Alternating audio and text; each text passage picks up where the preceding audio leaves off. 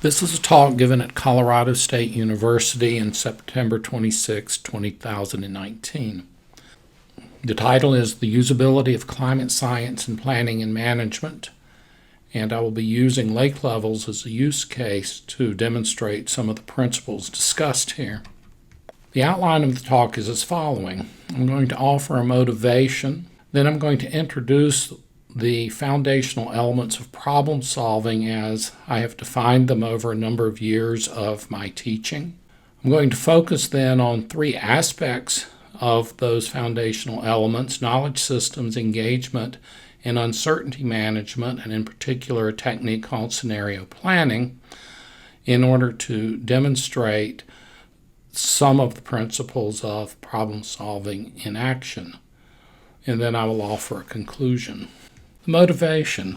The Earth is observed to be accumulating energy or heat. Sometimes this is called global warming, but it's really perhaps more accurate and more useful to think of it as the accumulation of energy. The most convincing evidence is the increasing heat content of the oceans and the melting of ice sheets, glaciers, and permafrost. Because of this accumulation of heat, sea level is increasing, ice is melting, the average temperature of the Earth's surface is increasing, and the weather is changing. All scientific evidence suggests that these trends will continue for the foreseeable future. This is a plot of the global surface air temperature. Though it is not the best plot to demonstrate warming or the accumulation of heat, it is a plot that we often use because the air temperature is what we feel. Historically, the field of climate has come out of the field of weather, and hence we often think of weather as perhaps the way we feel climate. In this plot is temperature. It's a difference of the global average surface temperature, where the surface temperature is generally considered to be the air temperature, approximately 2 meters or 6 feet above the Earth's surface. And that temperature is subtracted from a mean that is calculated between 1961 and 1990. The points that I want to make on this graph is that each of the last 3 decades are warmer than all of the previous decades. And in fact, they are separating in their average temperature from decade to decade at such a large rate that it exceeds the variability that's demonstrated by the width of the squares or of the rectangles. This decade will be warmer. In fact, it'll be quite a bit warmer. We see in the press year after year, month after month, that we are observing record warm temperatures. The last month that was below a 20th century average was February of 1985. So again, the last month that was below a 20th century average was February of 1985. We are today 1 degree warmer than in the pre-industrial time, and that's 1 degree centigrade. And I often ask at this point, when were you born? It's been, when I'm giving this talk, more than 34 years since we had a month that was below that 20th century average. The median age in 2020, according to the United Nations, is approximately 31 years old. That means that most of the people living on this planet at this point have not experienced a month where the temperature of the planet was below the 20th century average. The consequences of this accumulation of heat are sea level rise, snow stored in glaciers is decreasing. That has important implications for water supply and agriculture. Stream flows, you're seeing flood and drought conditions in streams. Changes in seasonal cycles. The growing season is getting longer, and we're seeing many manifestations of differences in weather, and in particular, what impacts us most, extreme weather. We could say that perhaps the most important consequences of the accumulation of heat are felt in the water budget. Because water already, because of population and because of demand, is in many places scarce, and we need water for consumption, we need water for agriculture, we need water for ecosystems, and we need an alarming amount of water presently for energy production. Built environments are being affected, natural systems are being affected, We're challenging the balanced systems in which we have evolved and developed. And by a balanced system in this case, you might think of maritime commerce and seaports and docks and cities that are sitting at sea level and have been really since the end of the last ice age and the emergence of what we would call modern civil society. The balanced systems, the climate which they evolved with, is changing, and those systems are being challenged, and they're going to have to change. I want to introduce two important ideas that come from this accumulation of heat. The first is time. What we're experiencing now is rapid. It is true there have been cycles of the Earth's climate before where there was warming. In fact, it's been much warmer than it is right now. I will point out two things. One, life flourished at that point in time. And two, we were not here, and neither was our built infrastructure. So when I say rapid, I mean it's rapid on a human lifespan. It's rapid on how long we build things to last. It's rapid on how long we plan for. For example, if you're planning cities or building buildings. And it's rapid on the time scale that would allow ecosystems to respond. The other idea I want to introduce, or the other attribute I want to introduce, is the word dangerous.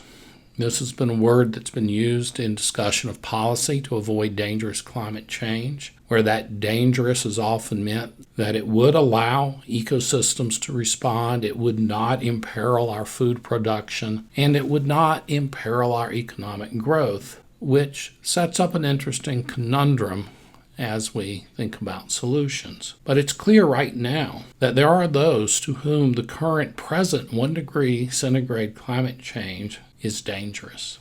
So I would like to frame this problem a little bit. We are at the beginning of a time of rapid climate change. The climate in 30 years will be different from now. Where we are in 100 years will be different than where we are in 30 years. And we can influence where we will be in 100 years through the actions that we take today. We will need to alter our behavior to incorporate the fact that the climate will be changing in ways that are directional, meaning warming, more accumulation of heat, unlike what we have experienced, and I would say at this point, likely worse than we expect. It will be dangerous. On the time span of multiple generations of human lives, planning our cities, planning our agriculture, managing our ecosystems, we are not going back. Conservation has to change, preservation has to change, and what I call legacy has to change. That is, what we build and how it outlives us. We will have to think about that problem differently in a changing climate. We will be living with change, and we must learn to consider explicitly climate change in all that we do. So what I have been striving to teach over the years is how do we, our students, our children and grandchildren, gain some control over how climate change will impact the planet and our lives. I do this through techniques of problem solving. I explicitly have a goal to accelerate the incorporation of climate change knowledge into design, planning, engineering, and management. And by gaining control, what do I mean and why will this help? I want to recognize that all we do and all we know about living with climate change, we know a lot already. We have always had to live with a challenging climate. I want to use knowledge and uncertainty management to overcome the anxiety that leads to paralysis and inaction.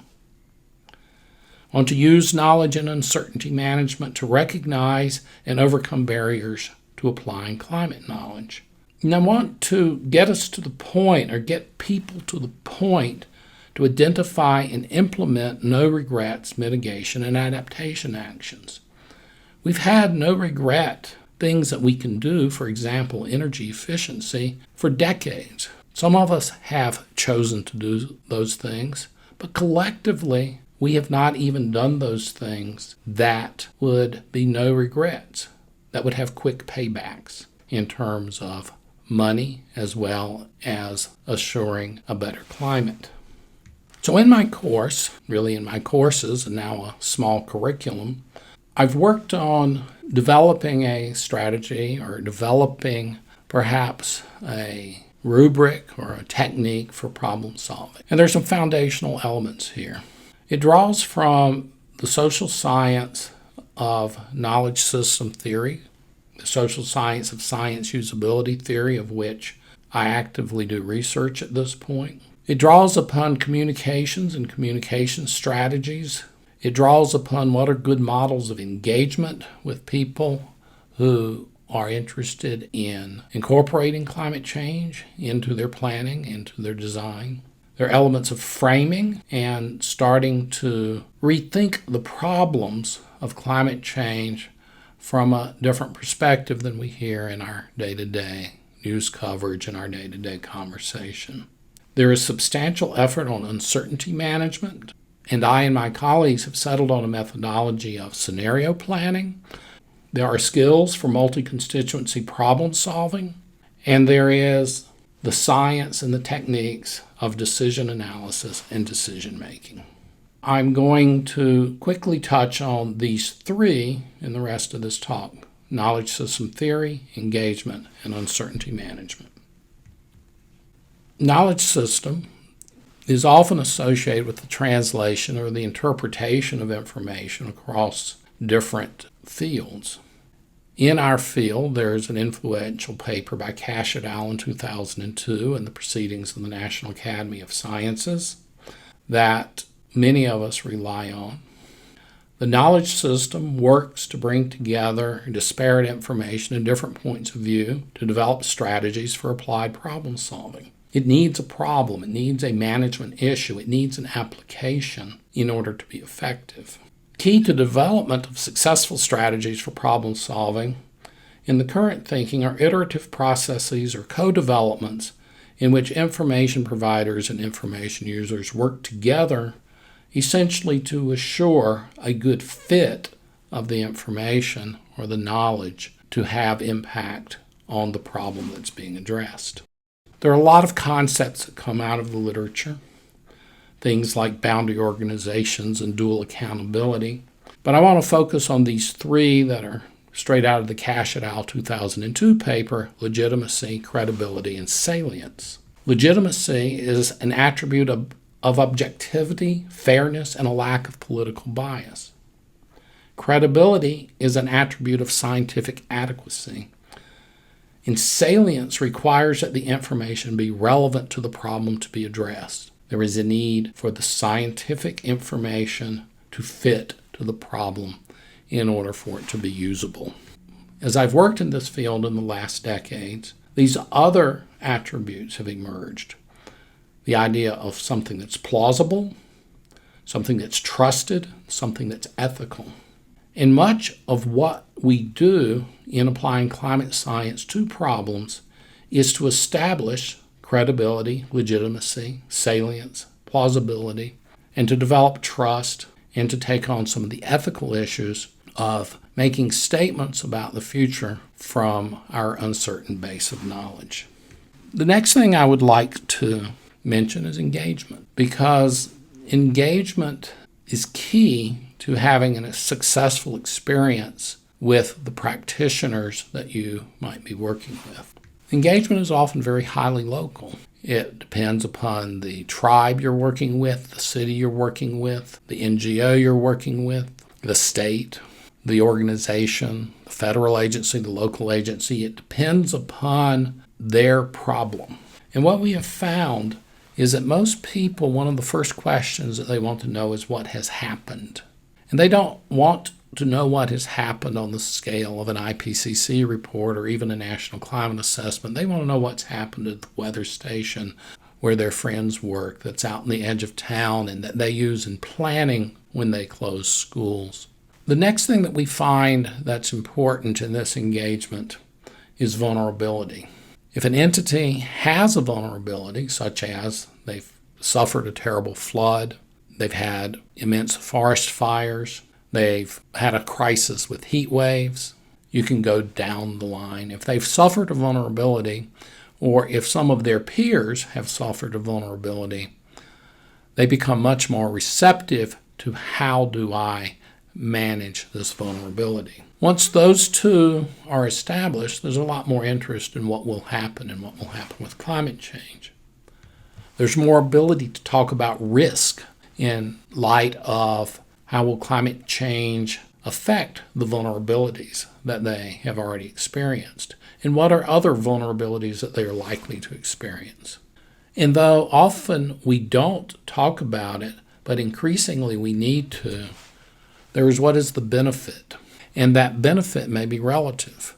Where I currently work, the University of Michigan, is in a region that, though it will suffer some climate-related degradation perhaps, changes for sure, all in all, it is a region that is a climate winner, especially when you consider sea level rise and the availability of water resources. It's a climate winner. It's a climate winner around an international border, governed by international treaties. It's a complicated problem. The other thing that we find when we are trying to fit, say, the climate projections or the climate model information to the problem is this stack here of, let's say, issues that need to be addressed, what variables, what region, model evaluation, post-processing or tailoring, and how do we synthesize information, and in particular, if what the models say is not consistent with what has been observed, then that's a major uncertainty flag. Interestingly, one of the things that has emerged in our engagement process is that the local entities are very interested in how well weather scale processes are represented in the models. In the Great Lakes region, a basic question is whether or not the models actually have lakes in them, much less whether or not the models represent lake effects with any fidelity. But more generally, summertime water precipitation in this region comes through mesoscale convective complexes affected by the lake's cold water. There are a lot of issues there, and the models really do not do that with much credibility. And so it's really interesting to think of the role of weather and how it engages someone. One of the most interesting and comprehensive adaptation plans we did was in partnership with the National Park Service, and in fact the National Park Service office here in Fort Collins, for Isle Royale, which is a small island national park in Lake Superior. It's an island that has an interesting wolf-moose ecosystem on it. And when we're doing that, we start to look at the local information. We see here that in the warm season, the cool lake suppresses summertime precipitation. We have really different climate zones going from continental, lake shore to lake. The closest really good weather station we found was way over here in the continental zone, and here's the lake. And often the conditions here are so harsh that they quit taking measurements in the wintertime. In the winter, we have winds that come across here, and the lake water, if it's unfrozen, greatly increases rain and snow on the downwind side, the lake effect. So it matters whether the lake is frozen or whether it's open water. And the other interesting thing here is that the ecologists have hypothesized that the moose and the wolf have come across from the mainland over frozen lake ice. So you can see with that situation that there are a lot of uncertainties. And one of the ways to manage uncertainty is through scenario planning. I often refer my students to the movie Apollo 13, which is the one that had an onboard explosion on the way to the moon, and that Jim Lovell and crew saved the day in teamwork with the engineers on the ground. And though they did not anticipate their exact disaster, they'd been through many scenarios that gave them intimate knowledge of the spaceship, how it was built, how it worked, and how it could be saved. And the response of the astronauts when it happened was, here is what we have to do in order to save ourselves and to save this mission. It was not panic. So the scenario analysis takes on multi-criteria decision analysis. All the problems that we address have multiple competing goals. there's a trade-off analysis, and that trade-off analysis has to be decided by the practitioners or the stakeholders. There is no clear path to solution. So one of the ways that experts in scenario analysis think about this problem is you have path-dependent solutions where you're down here and you might be able to only see a little bit ahead. And where you want to get is up here with some sort of integrated global solution. And that's really quite unlikely, especially in a complex system, complex social system, or complex science system. You're likely to end up, with a lot of things that work, and some of them might emerge to be universal. But your goal is to put yourselves on paths that are likely to lead to effective solutions. Principles of uncertainty management are that reduction of uncertainty is actually not required for the use of climate information. This comes as a shock at times to many scientists who have justified their work on the reduction of uncertainty. But when you actually think about the way we are studying the complex systems and always revealing new dependencies, always incorporating new models, it's actually very unlikely that we're going to, let's say, systematically reduce the uncertainty. An uncertainty description is important in knowing how that uncertainty may change, and in particular, if there's a real chance of us being wrong, which is probably not a real chance at this point. But all stakeholders, all constituents in the multi-constituency problem bring uncertainty. Climate uncertainty needs to be put into the context of that portfolio of uncertainty. Climate uncertainty is rarely the most important uncertainty. And that's why if you take some of the principles of chemistry and rate limiting, it becomes even more obvious that the reduction of uncertainty from the climate information is not likely to be the most important key to solving a problem. It's also important to remember that uncertainty is used as a diversionary tactic. Maria Carmen Lemos and I have a paper on the uncertainty fallacy, but uncertainty is used to create doubt, to require reduction of uncertainty prior to action, and to postpone decision making. So the goal is to recognize the uncertainty and manage it rather than to reduce or eliminate it. So as an example, let's think about the Great Lakes levels. How high is the water? This is important to commerce, ecosystems, health, the built environment, cities. It's subject to variability on the scale of 1 to 2 meters. Think of that if you're living on the ocean. This is not a little lake that's going to flood your front yard.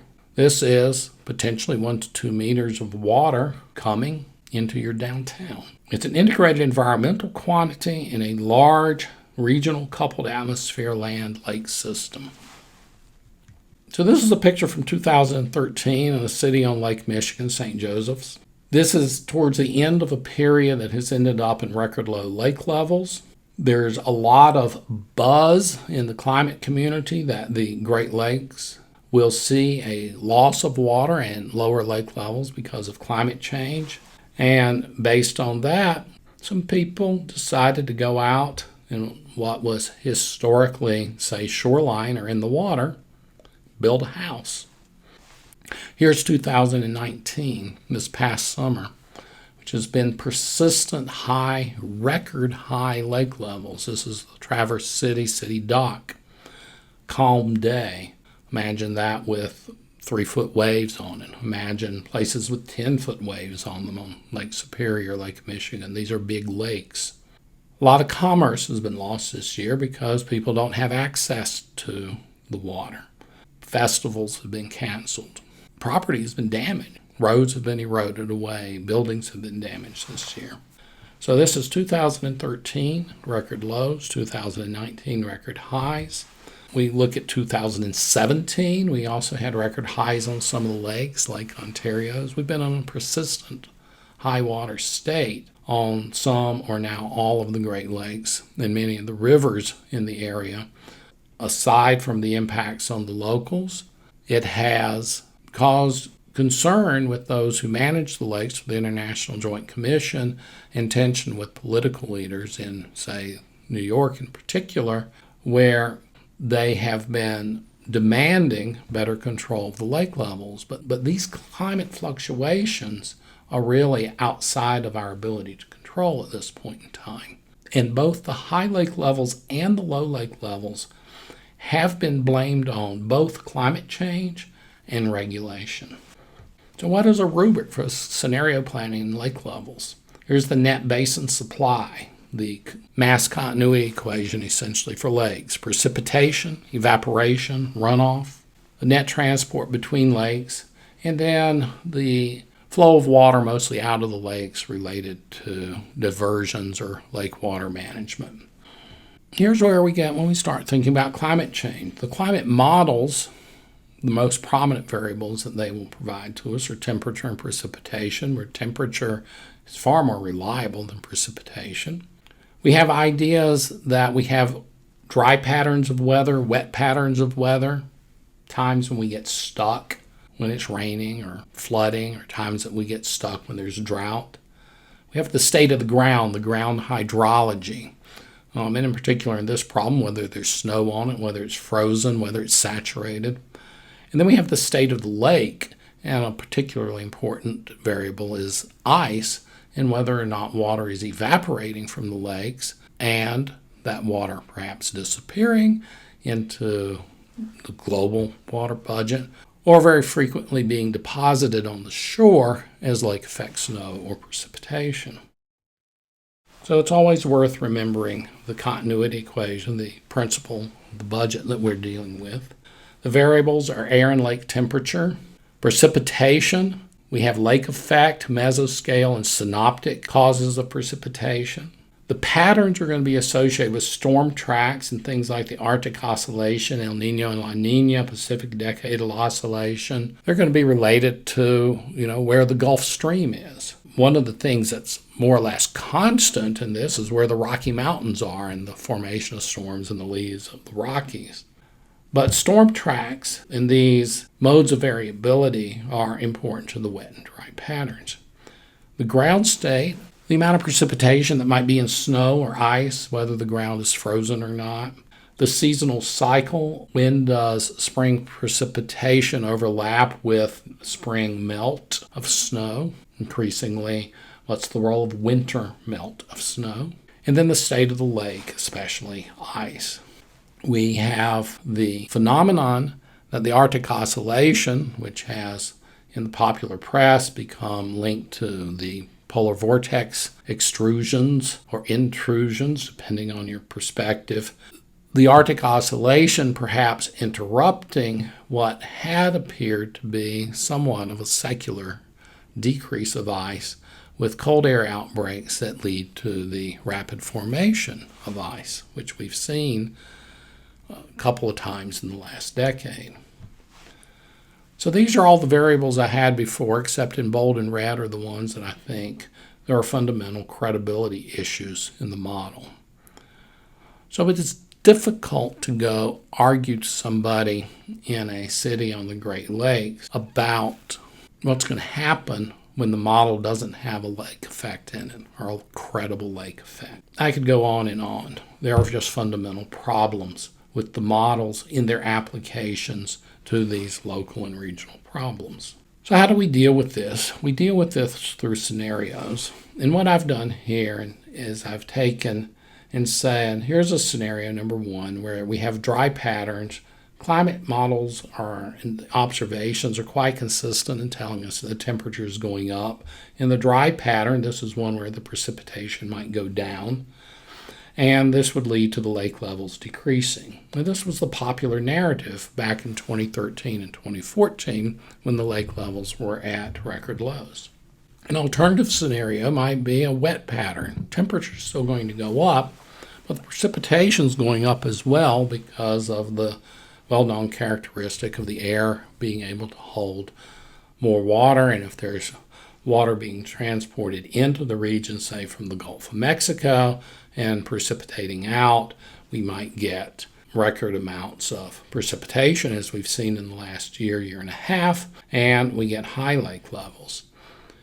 And then here's a scenario, number 3, where the wet pattern, so the temperature and precipitation are the same, And then I have a negative Arctic oscillation, which I think is an interesting coincidence that came out as NAO.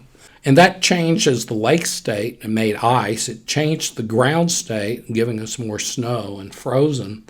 And so in the spring, we started to see this almost perfect storm of lake level increase. Drew Grunewald and I were looking at this and anticipating it as a moment to perhaps make a point about climate and variability. So we waited for the official notification by the Army Corps, who has the responsibility for lake management. And then we started to advance this notion of a scenario where there's more variability, which I would say we represent here, because at least in the coming decades, we're going to still have dry patterns, we're going to have wet patterns, the temperature effect on evaporation and precipitation are going to be in competition. And so we would argue that another reasonable scenario is one of rapidly fluctuating lake levels, and we would argue that the experience of the past 5 to 6 years are essentially a use case trying to tell us something about what to do about this. We take those scenarios and you put them together with management scenarios that are based on use cases drawn from vulnerability. So this might be how to manage your waterfront. It might be how to change your building codes or your zoning. You can think of many, many regional ways that different cities will respond based upon their interest in doing it, the cost, the resources they have. And what we usually find here is that it makes sense to define goals at different time horizons. You decide what to do next. The first steps, the ones that you might be able to see. Then you monitor what is happening. You stay in contact with your climatologists on understanding of what is happening. And if our science is doing its duty, we are improving the guidance, the projections, perhaps even the predictions of what is happening. And then at some time you refine the scenarios and you repeat. This becomes one of the things that you do as a responsible city or responsible state, depending upon the resource that you have to manage or to take care of. So getting back to the framing and communication and moving toward the conclusion, one of the things that becomes clear is climate change does not require a single outcome. For example, that lake levels will decrease. Drew Grunewald, my colleague, and I have taken a lot of grief this year for saying, well, first the climate scientists said the lake levels were low. Now they're saying the lake levels are high. They'll say anything. The point is, in fact, that high and low lake levels may both be expected in a changing climate. Because one of our rules is to expect the unexpected. And since there are plausible reasons to expect both high and low lake levels, it becomes a viable scenario for consideration. You can think of the plot a little bit like this to put into context of this idea of time and developing the cadence of what you're doing here. City planners, humans at some level, plan on 30 to 50 year time frames. So what we're saying here is that you need to be thinking about your adaptation, your building of resilience, your planning, perhaps in some cases your evacuation from coastal areas. You need to be thinking about these things rather adaptively. You need to be coming back to them as we gather more information and more knowledge. The lack of knowledge does not stop you from taking action. It sets you up on a path of what is a smart way to take action. And I think it's worth noting that it's very likely in, say, a transient period in the nearer term that we see more variability, but ultimately in a longer term you might see a secular trend winning out. And so in this case you would lose this extreme and these extremes would become more extreme. But the point is, you're going to have to stay on top of this problem. The takeaways. We must learn to explicitly incorporate the impacts of climate change into all that we do. Presently, we have included historic climate variability into our behavior, our buildings, our agriculture, our preservation, our conservation. Often we do this implicitly through building standards and zoning. We're going to have to learn to do this again. Sometimes when I talk, people say that I'm saying we don't have to mitigate or manage carbon dioxide. There's nothing further from the truth. If we're going to keep this problem manageable, we must mitigate or manage carbon dioxide and other waste products to limit climate change and other environmental damage. And that other environmental damage includes, for instance, ocean acidification, the other environmental effects of carbon dioxide. In class every year, if we were to draw a deductive stream through it, we would come to the conclusion that we're going to have to remove carbon dioxide from the atmosphere. And then the last takeaway, the science and technological barriers are far more tractable than the political, societal, and cultural barriers. We're dealing with basic human urges of acquisition and safety and exploration. Our challenge is investing in the future for the common good. We're not very good at it. Our ability and willingness to respond to disruption, disaster, and change, and we have an awful lot of people, and we're headed to having some more. Those are problems that are much more difficult than science and technology of dealing with climate change. Climate science has provided and provides a credible vision of the future. This is unique. It is your most certain knowledge of the future. In fact, one could argue it might be the one you should be least worried about if you think of strategies of how you're going to manage it and how you are going to ultimately accommodate and deal with it. And there are techniques to gain some control over dealing with climate change, and those who do that will benefit and do well as we go forward. Thank you.